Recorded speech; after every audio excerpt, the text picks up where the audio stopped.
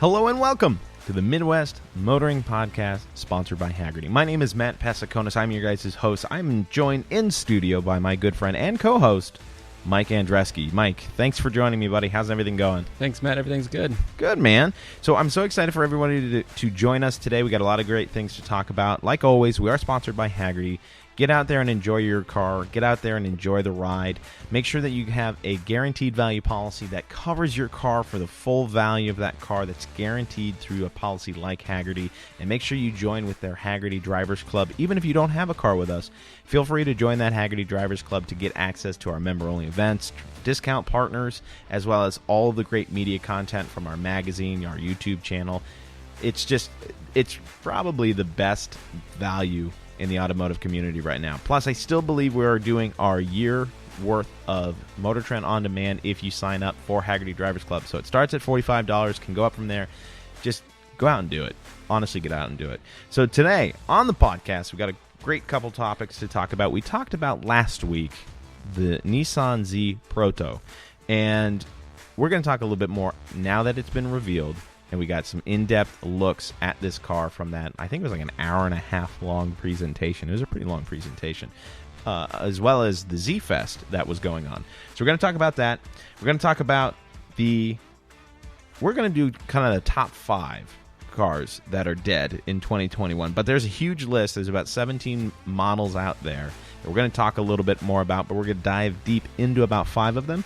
And then last, we're going to talk about some new technology coming into some really, really awesome SUVs. All that and more on the Midwest Motoring Podcast. All right, Mike. Nissan Z. It's got a long, storied history. It's been around for a long, long time. As the Japanese call them, fair ladies. And that apparently wasn't going to fly with the American audience, so they called it the Z. We do not have fair ladies here? Well, I think they just thought that the idea of a fair lady was too feminine, and so they marketed it as a more aggressive name here in the United States. The very last letter of the alphabet. The Z. Yep. They just wanted to make sure that nobody ever came close to it, I guess. But so we talked a little bit about it last week, and we talked a little bit about how they really need to bring something monumental out that's going to help save the brand of Nissan and then the sub-brand of Z. Yeah. Did they do it? So we still don't have a lot of information on the powertrain. The initial review of the car for what it looks like, it looks good. I know it's a prototype car, so there are going to be subtle changes in the design of it. The overall of it, I like it. There are some obviously things that I don't. I'm sure that you have a little bit of an opinion on it too, and so do our listeners. Me have an opinion? You have no opinion anymore, sir. I'm a robot. I'm actually just hired by This Hagerty. looks really cool. This looks really bad. Why does it look bad? Because it's just bad. No, so I did want to break it down for our listeners, and I know talking about how something looks and everything is kind of subjective, especially over the airwaves, so I apologize.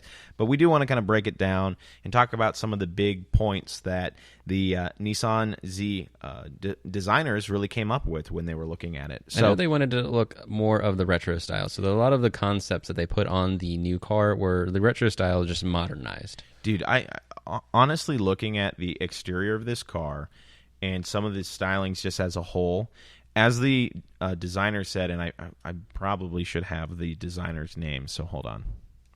And, I mean, so the executive chief designer was Alfonso Albazia. I'm sorry if we're mispronouncing your name, man.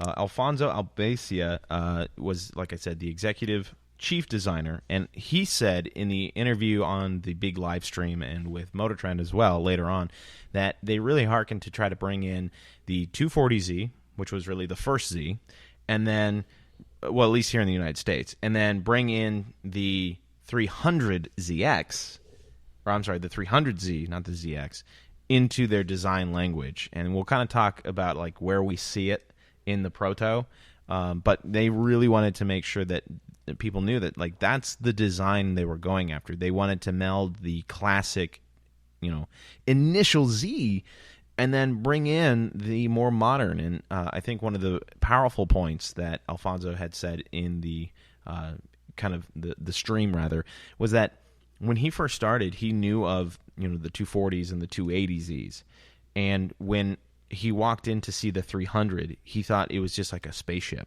You know, the future was here, he said. He goes, I wanted to go rethink my life on the stream based on how modern and cool this car was. So to see the classic styling meld with kind of that newer, more modern belief was kind of, I mean, I think it was really, really cool. Yeah, I think you can see it too. You can see, if you put the cars up next to each other, you can see the takeaways from them and a lot of the designs that, again, like we said, they're modernized. So I think they did a good job on that. Yeah, and we'll definitely make sure that we go over those a little bit in detail. So first I want to really talk about kind of like the front end. So the biggest thing that you were talking about, Mike, was the headlights. Yeah, I know they were trying to get, again, we're going off the retro styling, the older Nissans, they were trying to go for like that old circular headlight. So a little bit of it, it's more of like an eyeball type of, just kind of like an eyeball kind of sideways, that shape of, I can't describe shapes too well, I guess. I need to go back to, kindergarten. I mean, when I was looking at shapes in a Sesame Street book with my 1-year-old, and it was like, I thought it was a trapezoid, and they're like, no, it's just a diamond. I was like, so it's a round diamond, I guess. We could just go with that. Yeah, the designers called it a scalloped lens. Basically, you have a sharp, diamond style, but it has scalloped exteriors, so they're a little bit bulging. Look, like you said, a little bit more human eye, and I think a lot of headlights have that used to do that look. But with LEDs now, we have more of an aggressive. You can do a lot more with that type of light feature. So you can definitely make lighting a less pronounced, more of a design feature. Yeah, I mean, it can be as effective as some of these big projector housings, but you can make them so much smaller that it really doesn't play into the design language too much of the front of the car. But I totally get, and as my opinion, why for a Z car that they're trying to meld. And again, this is a proto. This is their prototype. So who knows what's going to happen? The headlights might shrink down a little bit. But if the design language they were going after is mix 240 with 300Z, I think that the headlights really do that. And you can't really just do a LED light bar up front if you're trying to keep it harkening back to the... You can make like a circle LED light bar, and then you'd have to just redesign some of the front end and things like that if you wanted to. I think it would look a little bit better and give more of the heritage to it. Just, to me, it doesn't look to that aggressive part of the car. It makes it look a little bit more mundane. And again, this is the prototype, so that could change. That also goes back to cost, man.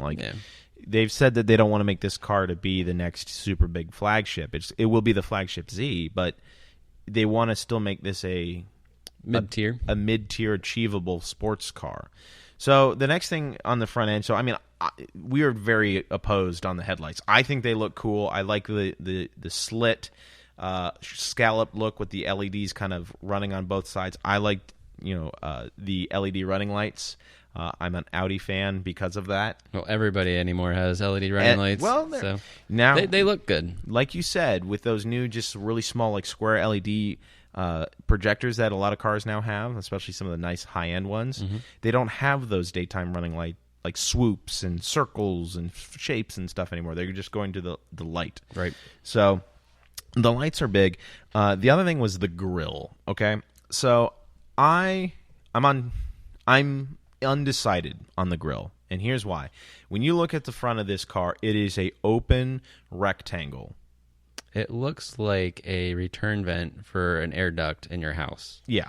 It does look like a register or a return air vent. Yeah, exactly. It's very square, not too much shape, or just kind of like everything else in the car is smooth and flowing, and then you just have hard lines for a rectangle grille. Yeah, and it's weird because the grill itself also has two different styles of grill. You've got like semi-plasticky top grill and then like open, loose, different, design bottom grill. Which I think that semi part's kind of probably blocking a little bit for airflow direction to the radiator, and also potentially you have to have a bumper, your right? Bumper too, and I'm sure there's going to be sensors.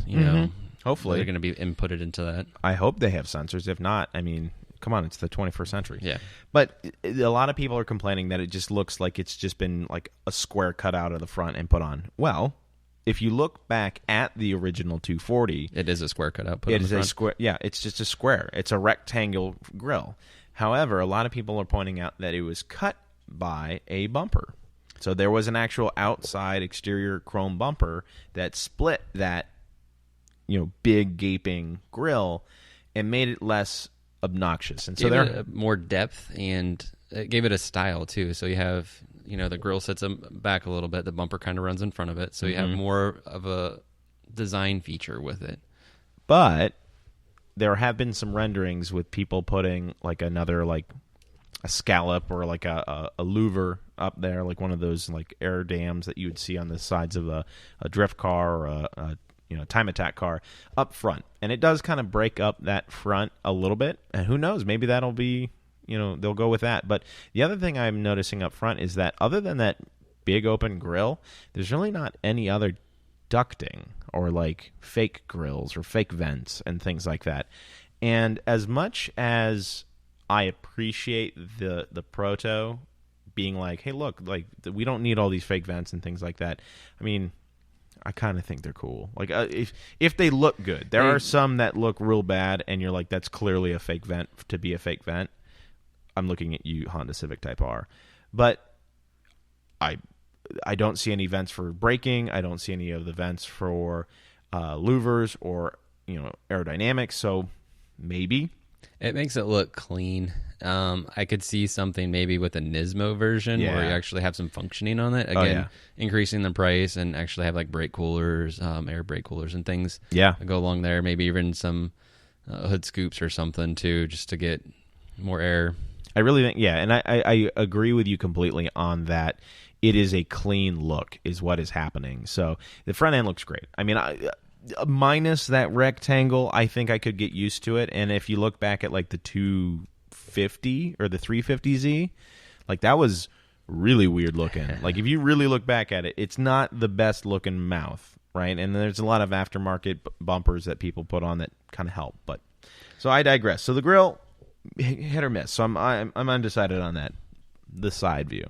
I like the side view. I think it looks aggressive for it. My favorite view of this car is currently the side view. I think whenever I see it, I'm like, that looks like a sports fast car. It looks like it's moving without moving. Right. And I agree. I think that they made the swooping roof back. They said that in the stream that they put a lot of attention that the deck lid ends lower than the top of the hood, and that gives that real rakish kind of slope back design. And I think that they did a good job. And they also included things like the katana blade, which apparently is I didn't know that was a thing, but apparently the chrome in car stripping, design. In car design, but the chrome stripping that starts at the A pillar that goes all the way back down the spine of the car is called the katana blade, or at least according to Alfonso. And then that sloping roof, I mean, it does. From the side, I think it looks a lot like the 240Z. You have that long hood. You've got the short cabin moved further back towards the rear wheels and that sloping roof design. Yep. It's a good side profile. That brings us to the rear. The butt. The rear end of this car, which you had made a comment, and surprisingly enough, so did the rest of the internet. Because I want to say I'm a leader instead of a follower, but so I can see where they're getting some of the older designs from some of the older cars. However, I can also see some Mustang in it. Oh, yeah. Well, I mean, in looking back at pictures of, and they said that the design language was the 240 and the 300.